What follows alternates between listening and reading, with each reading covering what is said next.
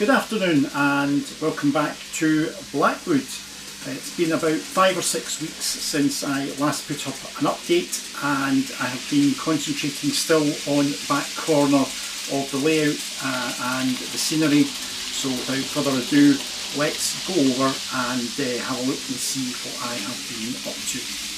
Now, on the face of it, it doesn't look as though I've actually done terribly much on this area since the last update, but in actual fact there has been an awful lot of work done here, and I've actually had to write this down on a bit of paper just to remind myself of all the little bits and pieces that I have been doing. They are all incredibly time consuming, and the area which I'll show you shortly, which is down at track level, that is more or less complete. But while it's not a difficult area to get into, it is back-breaking work because I am constantly bent over to obviously reach the scenery, and I can only see the scenery from one angle, so I end up having to take quite a lot of still photographs to see what it actually looks like from different angles, and then sort the scenery accordingly. So what I'll do is I'll start with the bridge. Now, the bridge has had a repaint. In the last video, this bridge was basically the girders were a pale green. They have now been repainted, as you can see, into a blue and rusty red colour, and that's just to pick out the ironwork on the actual bridge. On top of the tunnel, obviously the tunnel tops were totally flat. The ground has now actually been put in. You'll see it now slopes up to the actual road itself. You'll also see there is actually a parapet wall running along the side of the road, and there is a parapet wall on the opposite side, and to see the ground has actually been built up there. So both sides of the bridge are now waiting for static grass to be done. The road itself has now been white lined. And if I come down here, there was a gap at the bottom of the bridge. If I point out just round about here, that has now been filled in, and on the other side it is actually got scenic brick paper. It's got the same ashlar paper on it, and that means that it's all joined on to the old part of the layout, which you can just see under the back of the perspex there. Again, coming back along this way, the back of the road, which was relatively open, that has also been filled in. So there is now grey board right the way along the back, and again the retaining wall, not retaining walls, the parapet walls have been put on to the road. Now, another change that I have made is actually at the bottom of the road, as the road curves round here. This area that I'm pointing to was flat and ran out to the back of the retaining walls, but I realised that I'd actually made it too high, and it was actually restricting the view of the railway at the back. So that has been remodelled, and it's been remodelled into a slope running down to the actual retaining wall. Now, another change that has taken place is to the retaining walls here. That was scale model scenery brick paper. It was a random ashlar, similar to what is used on the road bridge, but I wasn't happy with it. The paper is a wee bit too shiny for my liking, so the retaining wall and the bridge itself has all been replaced with a brick paper, and that in actual fact is good old Metcalf brick paper. So that's another change that has been made there. Moving to the back area of the layout, and if I actually zoom in here, it's actually this hillside. Now, this hillside has had a makeover. From the end of the retaining wall along to where the rock face started, I wasn't happy with the way that was scenicked up. I felt that it didn't match in with the rest of the layout. It felt that it was too much in some respects in terms of the bushes that I'd put in. So I actually took everything back off, and it's been redone, and there are bits of the slope have actually reappeared, so you can actually see the static grass. But you'll also see at the back I've put in a bit of hedging where the actual ground finishes and the back scene starts. And then if we come back along to the rock face, that was totally bare the last time. Well, the rock face is now complete. It has had scenery applied to it right the way along. And again, at the back, you'll see I've also made a scale scenes retaining arch wall, and that is to link the end of the rock face into the tunnel mouth. As it just comes round, you'll see it stop just where the tunnel is. So all of that does take a considerable amount of time, but as I said, most of my efforts have been spent down at track level, and we'll go and have a look at that next. The first bit that I've been working on is where the tracks converge. So the track coming out, the single track coming out of the fiddle yard, and obviously the two mainline tracks on the other side. This very small area here has been scenicked up. There's a little cameo scene there with a couple of workmen. I've made a refuge, and there are some telecommunications or signalling cabins in the refuge. And as you can see, the ground has all been done up with bushes, and we've got some kind of purple heather in there, which is quite nice. If I just come in there, you can see some of the detail there, a bit of detritus there, some sleepers. They've still got a little bit of work to be done to them. There's an old bit of rail sitting there. The catenary mast that is right in the foreground, that's this one that I'm pointing to, that was actually on the other side, so that's been moved, as have these other two masts. This is the one here, and then the one just before the road bridge.